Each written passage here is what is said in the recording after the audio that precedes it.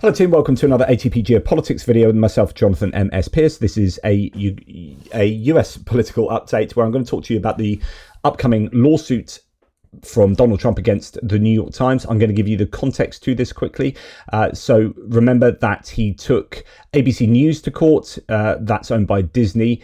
It was George Stephanopoulos that, when he was referring to his notes, then stated that Donald Trump was found liable for rape. And Trump took them to court because, of course, it wasn't rape. He was found liable for sexual abuse. But then the judge in that case said, look, this is in New York where if it is done digitally, so using your hands, to be quite frank about this, then it's classed as sexual abuse, but actually it's functionally rape. So actually, that court case would never have been won by Trump because the judge had made this explanation in his judgment that effectively George Stephanopoulos was right. But he took them to court and they paid $15 million. And that was a way of Disney saying to Trump, well, he didn't take it to court. It didn't go to court. So it's them saying, we're going to pay you so this goes away and you're going to look nicely on Disney and ABC News. So that's a way, this is seen as a way of Trump grifting, right? Of gaining money from his position of power and having these frivolous lawsuits. Now, he did this as well with CBS, which is owned by Paramount. Paramount wanted to, and has now successfully merged with Skydance, and that had to be given the go-ahead by Brendan Carr, who's in charge of the FCC, and he's one of Trump's lackeys. And so Trump took CBS to court or threatened to do so over the editing of a 60 Minutes interview with Kamala Harris, where for every interview you record more footage than you need in the actual thing that you show unless it's a live interview. So if it's a pre-record, you record loads of footage and then you cut it down to the 15-minute or the 30-minute slot that you want. So they had an answer she gave to a question concerning Gaza and Israel, and they split her answer between the trailer and how she answered it in the actual interview. And he said, that's really disingenuous. I can't believe you've edited this. And he took them to court. Now, that never, ever, ever, ever, ever, ever, ever would have won in court, right? He never would have won. Like, they would have absolutely been destroyed in court by Paramount. But Paramount needed to merge with Skydance, and one of Trump's main men held the keys to that merger. And the merger's worth way more than the $15 or $16 million that ended up going to Donald Trump from Paramount. They settled out of court as well, and then supposedly another $35 million worth of public service announcements that were pro-Trump. Then they sacked Stephen Colbert, and then they've got Barry Weiss, who is, anti-woke, blah, blah, blah, involved in the news channel in CBS, and they have apparently started skewing CBS towards the right. So anyway, this is not only a way of Trump grifting and getting money for frivolous lawsuits that he would never ever win, but it then gives him some control over those media networks. He's now taken the Wall Street Journal to court over their publishing of the letter, except he's not going to win that. There's no way that was a forgery, etc., etc. So he won't win that if it goes to court. So the question is, do the Wall Street Journal try and keep on his good side and settle out of court? And this is what he's doing. He's essentially saying it's blackmail. He's saying, look, if you don't settle out of court and give me money, I will screw you over from a legislative or governmental point of view. I won't allow your journalists into the White House. I won't allow this. I won't do that. I'll be slagging off the Wall Street Journal every tick of the clock, so on and so forth. So he's in a very powerful position to be able to manipulate big corporate entities giving him money on a whim. Now, this is exactly the same. So this is what he said. This is New York Times. And again, it's arguably a ridiculous court case or lawsuit. Today, I have the great honor of bringing a $15 billion defamation and libel lawsuit against the New York Times, one of the worst and most degenerate newspapers in the history of our country, becoming a virtual mouthpiece for the radical left Democrat Party. Interested what he thinks about Fox News. I view it as the single largest illegal campaign contribution ever. Again, I wonder what he thinks about Fox News, OAN, and Newsmax. Their endorsement of Kamala Harris was actually put dead center on the front page of the New York Times, something heretofore unheard of. The Times has engaged in a decades-long method of lying about your favorite president, me, This is why Gavin Newsom takes a mickey out of Trump, because it's so easy. My family, business, the America First movement, MAGA, and our nation as a whole. I'm proud to hold this once respected rag responsible, as we are doing with the fake news networks such as our litigation against George Slopadopoulos. That's how juvenile Trump is. That's how incredibly immature he is. ABC, Disney, and 60 Minutes CBS Paramount, who knew that they were falsely smearing me through a highly sophisticated system of document and visual alteration, which was in effect a malicious form of defamation and thus settled for record amounts. No. It wasn't any of those things. It was none of those things. That is a massive lie. They practiced a long-term intent and pattern of abuse, which is both unacceptable and illegal. I would say his pattern of abuse of the system is illegal, and he's grifting money and being corrupt. The New York Times has been allowed to freely lie, smear and defame me for far too long, and that stops now. Of course, he defames people all the time, and in fact, he's been found guilty for defamation in the Eugene Carroll case, and his appeal has failed. Right, so he owes her at least 83 million at the moment, or something like that. Now, the suit is being brought in the great state of Florida. Thank you again for your attention to this matter. Make America great again. Okay, so that's what he said. Now, other people are saying Donald Trump, private citizen, is suing the New York Times for defamation, asking for damages of 15 billion. So he's suing as a private citizen. He now has no protection under presidential immunity. Do the New York Times so the New York Times has a chance of discovery, like the Epstein files, his tax returns. Game on New York Times. I'm going to explain this all in a second. Just a couple of reactions. Here's another one. Donald Trump claims to be able to prove that his brand is worth 100 billion. So inside this lawsuit, you have this, the paragraph 129. The value of President Trump's one-of-a-kind, unprecedented personal brand alone is reasonably estimated to be worth at over $100 billion.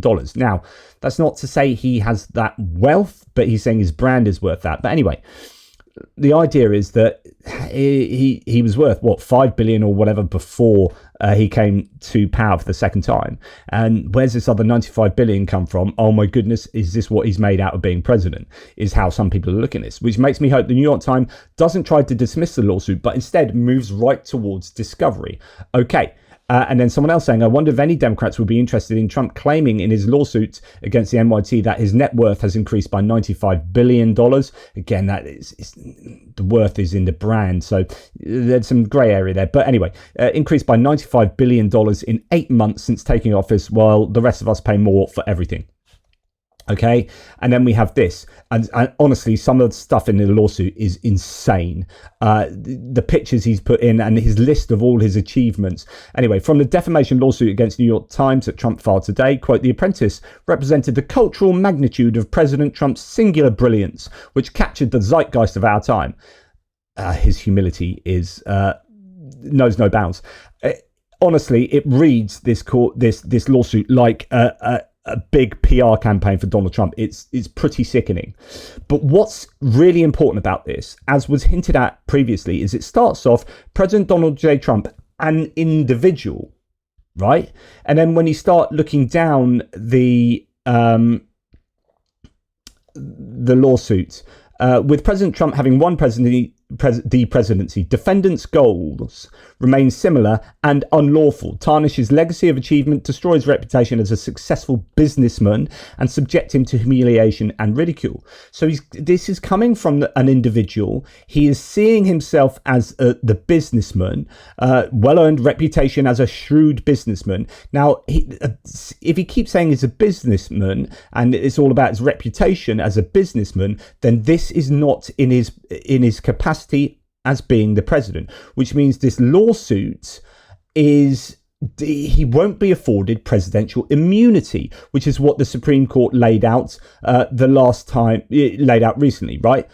So what you're going to see here is the ability, or maybe you won't, depends how it goes, but if the New York Times should go for this, go to court, take this to court, because then you'll get all this period of discovery where he's going to have to give his tax records in, he's going to have to show this, he's going to have to show that. Then there are people talking about how you can actually hijack a load of things concerning the Epstein scandal. So I'm going to leave this for Ben Mycelis to explain here. He teaches law, so he knows his law. He talks about, well, first of all, let's remind ourselves that actually, so Trump is doing this as an individual, but he's also against not just the New York Times, but Penguin Random House, because there are, I think, is it 2 books that are written that he's also taking to court. This lawsuit involves all of these entities there. And there's a lot of mention in this filing here of all sorts of things, including Epstein. And what that means is you potentially have this kind of period of discovery that could be really, really bad for Trump. So this could be a very ill-advised move from him. About Trump becoming a dictator, especially what we see now. So to me, okay, what are the subjects of New York Times deposition and discovery? So if I'm New York Times, sorry, let me just go back to what I was saying. If I'm New York Times, take that discovery right now. You don't need to even do a motion to dismiss. Answer the lawsuit. Answer. Do a general denial. Then issue discovery to Donald Trump immediately. Set his deposition immediately. Everything is fair game now based on what Trump put in the lawsuit. All the Epstein stuff, because Donald Trump mentions Epstein, the birthday book, get him under oath immediately. You can now ask him as New York Times. If you're the New York Times, this should be a journalist's dream. You get to take Donald Trump's deposition, so take. And just to explain what legal discovery is a pre-trial process of in litigation where parties exchange information and evidence relevant to the case to prevent surprises at trial and to facilitate settlement. Common methods include interrogatories, written questions, depositions, oral testimony under oath, and requests for production of documents and other tangible evidence. The process aims to allow each party to fully understand the strengths and weaknesses of their own case and that of their opponent, promoting a fairer resolution in trial. So on and so forth. In the UK, it's known as disclosure. So in other words, if you go through this period of discovery, then loads of stuff comes out into the light that Trump definitely wouldn't want to come out in the light. This should be a journalist's dream. You get to take Donald Trump's deposition, so take it. Set it. He has to be under oath. And what's he going to say? I'm the president. I'm not going to answer that question. You filed the lawsuit. So set that deposition. Ask him about the birthday book. Ask him about his policies right now. Ask him about the things that he's doing that show that he's behaving like a dictator right now. And when he goes, "Oh, I'm invoking executive privilege," go, sorry, you filed this lawsuit. We're entitled to ask you all of these questions right here. You don't have absolute immunity for us to, we get to ask discovery on these issues. And now, if you lie and you commit perjury, that could be a crime. And you've waived absolute immunity there. Just think about it. Imagine Donald Trump goes under oath and says that now that he's under oath and he goes, that was not his signature. Get a handwriting expert, show it's his signature, go and ask him questions about his past sexual abuse. And ask him questions about E. Jean Carroll. Ask him all those questions are fair game based on what he put in there. Go through every one of his bankruptcies. Go through his net worth before he was in office. Ask him all the questions about his business deals that he's currently engaged in right now. Ask him about his business ventures, how he's using the White House to enrich himself. And what, is he not going to answer it? Is he going to invoke the Fifth Amendment against self-incrimination? He's suing for $15 billion. So you'd argue, if you're New York Times, pretty big lawsuit, huh? I'm entitled to ask all this information. You can't hide this from me. That's what I would do if I was the New York Times. Then as you go through. So I think that's really interesting, and it's going to be a hell of a ride if the New York Times does decide to follow through with what is essentially a frivolous lawsuit. New York Times response to Trump's $15 billion lawsuit, quote, "It lacks any legitimate legal claims and instead is an attempt to stifle and discourage independent reporting." Absolutely. So President Trump has filed a lawsuit against the NYT. The Times addressed the suit in a statement below. This lawsuit has no merit. It lacks any legitimate legal claims and is instead an attempt to stifle and discourage independent reporting. The New York Times will not be deterred by intimidation tactics. We will continue to pursue the facts without fear or favour and stand up for journalists' First Amendment right to ask questions on behalf of the American people. Absolutely, as that should be. Well done. And this needs to be understood in a wider context of the Trump administration going after people for freedom of speech. Greg Abbott just said, I just signed a law protecting free speech on college campuses. That's what he said in 2019. And now he's saying, hey, Texas State, this conduct is not acceptable at our schools. Expel this student immediately. Mocking assassination must have consequences. But you literally signed a law protecting college campuses. And now you're saying someone who said something you don't like on a college campus needs to be expelled immediately. Like the absolute rank hypocrisy of freedom of speech and being able to be challenged by the media as well is just going out of the window. So remember, Charlie Kirk himself said this: hate speech does not exist legally in America. There's ugly speech, there's gross speech, there's evil speech, and all of it is protected by the First Amendment to keep America free. So you've got to understand the New York Times activities, if you like, what they do in terms of First Amendment, of their journalists working within the principles of the First Amendment, and then see this complete reverse from the Trump administration to effectively get rid of the First Amendment. Remember Trump in the White House the other night when someone challenged him, well, didn't even challenge him, but it was a softball guy saying, of course you'll keep within the First Amendment, or of course they're protected by the First Amendment. And Trump said, sort of mumbled, I'm not so sure about that. So Trump is already playing around with the idea of the First Amendment, you know, the protection of freedom of speech not being relevant. Here's Pam Bondi, the Attorney General. There's free speech and then there's hate speech.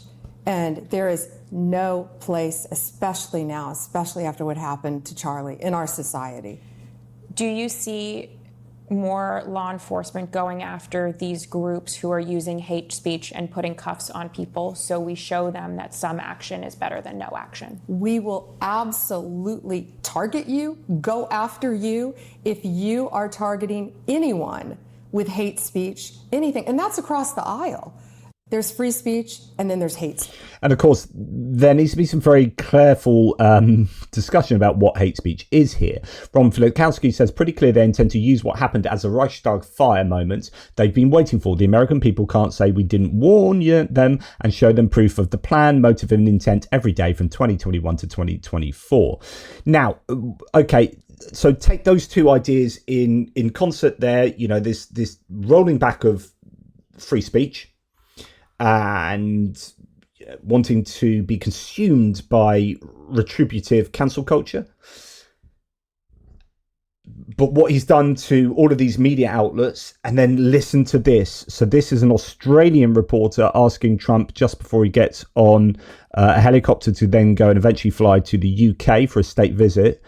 This is in an insane moment. Trump confirms that he will use his power to compel Pam Bondi to go after people who ask him mean questions. So this is the job of reporters. Quote, we'll probably go after people like you because you treat me so unfairly. And what do you make Pam Bondi saying she's going to go after hate speech? Is that, I mean, a lot of your allies say hate speech is free speech. She'll probably go after people like you because you treat me so unfairly. It's hate. You have a lot of hate in your heart. Maybe they'll come after ABC. Well, ABC paid me $16 million recently for a form of hate speech, right?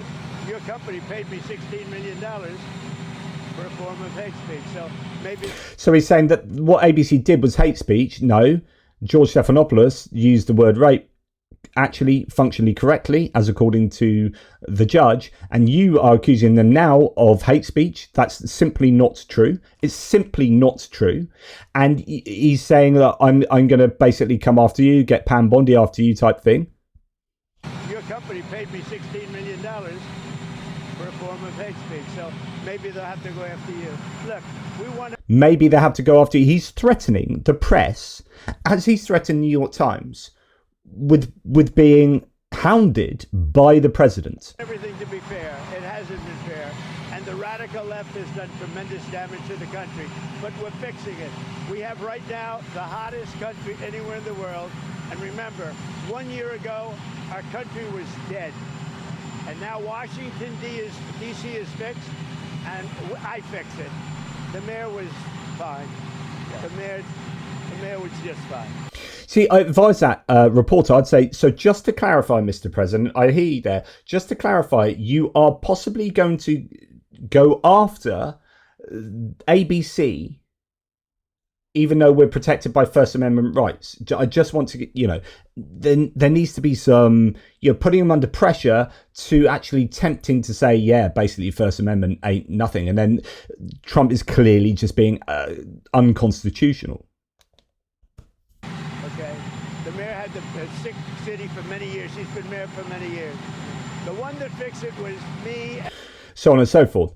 And then we have, this is what Gavin Newsom says. Donald Trump says he will send the DOJ after the press if they say things he doesn't like. Just absolutely incredible there. And we also have the Australian reporter from Australian Broadcasting Corporation, another ABC, but a different one. Now, here we have the Australian reporter, again, very noisy under a bloody rotor blades or jet engine or whatever, talking about Trump's, effectively, his grifting, his entrepreneurial successes as president. And this is how he deals with, he hates difficult questions, which is why he wants to just shut down critical news sites. He cannot handle difficult questions. He doesn't really do a good job of answering them. So he attacks the person and then dodges. He sidesteps all the time. But is it appropriate, President Trump, that a president in office should be engaged in so much business activity? Well, is it appropriate that a president in office should be engaged in so much business activity? Fair question, tough question. What are you going to say, Trump? Really not. My kids are running the business. I'm here. You know what the activity, where are you from? I'm from the Australian Broadcasting Corporation, Four Corners program. Well, the Australians, you're hurting Australia, right? In my opinion, you are hurting Australia very much right now. And they So now he starts using a difficult question by a journalist against him as a stick with which to beat an entire nation. You are hurting your nation. Your president's going to come and visit me, blah, blah, blah, blah. And of course, this, if Australian journalists act upon that, then it stops them asking him difficult questions. He is no longer being held to account by the media. And this is what dictators do. They take control of the media, either overtly or through threats, through implicit understanding, and then he's able to do whatever he wants without being held to account in public. Want to get along with me? You know, your leader is coming over to see me very soon. I'm going to tell him about you. You set a very bad tone. Go ahead, John. You said a very bad tone. He's telling him off like a child who's said something slightly uncomfortable for a teacher, and he's telling him off, and then so, no, I don't want to hear from you. Over to you, little Jimmy. No, I don't want to hear from you, little Jimmy. Tone. Go ahead, John. Maybe you can set a nicer tone. UAE does a deal. What does it want in return? Quiet. Mr. President. Maybe you can set a nicer tone. And when the Australian journalist still tries to complete his questions, he's just quiet. You can set a nicer tone. UAE does a deal. What does it want in return? Quiet. Mr. President. He's pathetic. But he gets away with it. Like I say, he's pathetic, but actually, this is how you gain power. Like, he's pathetic because he can't deal with difficult questions, but actually he's created a way so that he doesn't have to deal with difficult questions, and it's brilliant. And it's brilliant because it's brilliant if your intention is, if your objective is to gather more and more power. That's what he's doing there. So it's pathetic if you're interested in democracy and transparency and being held to account, but it's brilliant if you want to be a dictator. That's the way to go. Now, the Australian reporter in question is now discussing this interaction. Suggestion there too that it might damage relations between the US and Australia, which I think is an absurd notion, that 2 or 3 questions, legitimate questions, to the most powerful person in the world, if our job as journalists is to hold truth to power, then surely asking legitimate questions politely to the President of the United States should be acceptable. But in this day and age in America now, it's not. And we can see even yesterday Donald Trump announced he's suing the New York Times to the tune of $15 billion. So I think all this feeds into President Trump's sort of war on the media. And that's what I'm trying to say. This video is about, whether it be the Charlie Kirk situation, New York Times, ABC, CBS, this Australian journalist, the ABC journalist just before, it's all part of the same thing. Yeah, we're going to keep asking the questions, aren't we, John? Just before I let you go, you're outside the gates of the White House at the moment. Are you welcome back inside? Look, I hope so, James. For me, it was just a perfectly sort of normal thing to do, to ask questions that I don't think are provocative. I think are fair, are based on research. They were not asked in an abusive fashion. And if we've reached the point where asking those sort of questions prevents you from going into the White House, then I think it's a very dark day. I don't think we've yet reached that point, though. I guess we'll have to wait and see what Caroline Leavitt will do, because it seems to be that dark day has already been reached to some degree. She has already changed the press call and moved out some of the mainstream media, brought in right-wing media who are softball questions. They've got that influencer chair. In the Pentagon, they've removed 4 critical mainstream media permanent desks and replaced them with people from Breitbart and Daily Caller and whatnot. And at press gaggles, they're starting to not allow certain journalists access to Trump, so that he just gets completely softball questions the whole time. We are already largely there, and it wouldn't surprise me one bit if Caroline Leavitt, White House press secretary, doesn't allow him access to the White House. It is super, super worrying. And then, talking about the control of the media, Charlie Kirk, and I'm not going to play you this again, but I did do this in my Charlie Kirk video a couple of nights ago. So Charlie Kirk was obviously sadly shot, and he ran the this Charlie Kirk show, and it was hosted after his death posthumously by JD Vance, and JD Vance chose Stephen Miller to interview, who's deputy director of policy in the White House. He is basically the guy who is creating all the policy and rhetoric in the White House. Stephen Miller is the president, as far as I'm concerned, and JD Vance is almost as evil as Stephen Miller, but not quite. But he's still pretty horrible.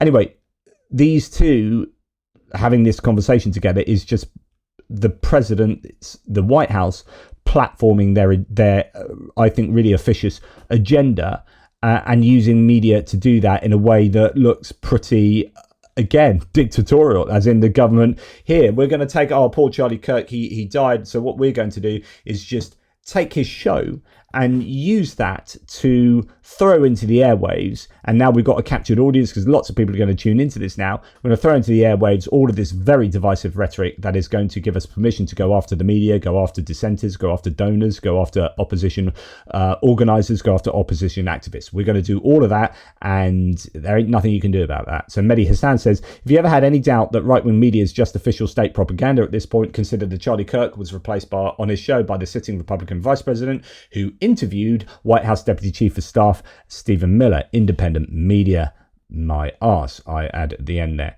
And then, then there's, of course, the assault on facts and truth. Part of the arguments, I was going to say discussions, they're not, they're often just outright arguments going on at the moment, are over who is responsible for more political violence, the left wing or the right wing. And the right wing keeps, so there's a Trump and the administration and adjacents keep saying that these are all radical left lunatics, etc., etc. And actually, in that interview, JD Vance said it is fact that left-wing lunatics are responsible for, yada, yada, yada. It's like, no, it's not a fact. So it seems to be much more factually correct that the right wing is overwhelmingly responsible for political violence and political murders in the US, and has been for many decades. And because the truth is inconvenient, the White House appears to want to get rid of it. So the Trump administration has deleted a study by the National Institute of Justice from the government websites that shows domestic terrorists are most often right wing.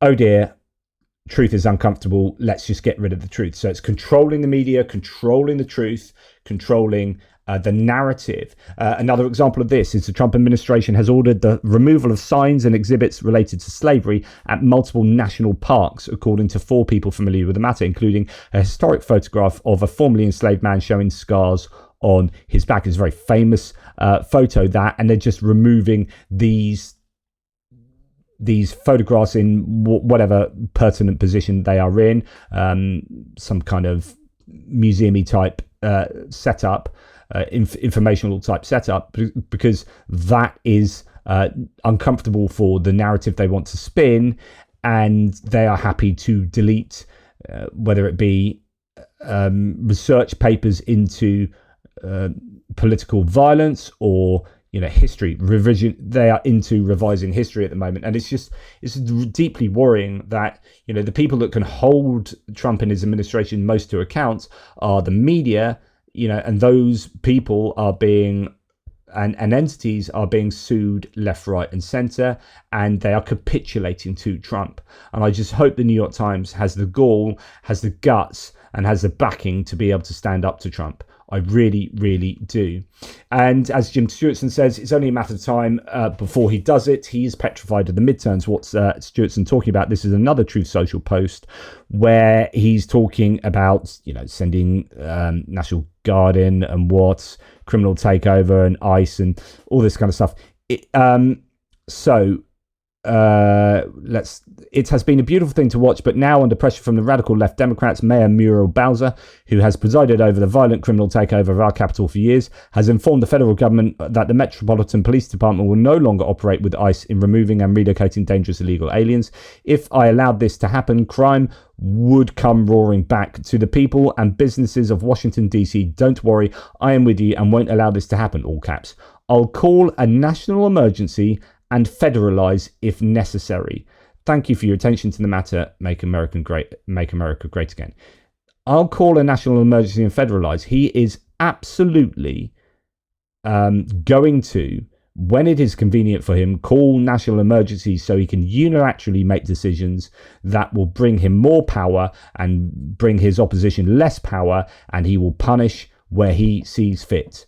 These are incredibly, incredibly worrying times in the United States, and this New York Times lawsuit is very much reflective of that. The assault on the media is in full swing and has actually been for all 7 months of his second regime. Super, super worrying. Let me know what you think. Hopefully I'm dealing with this, as fairly as possible. But it is super worrying in my books.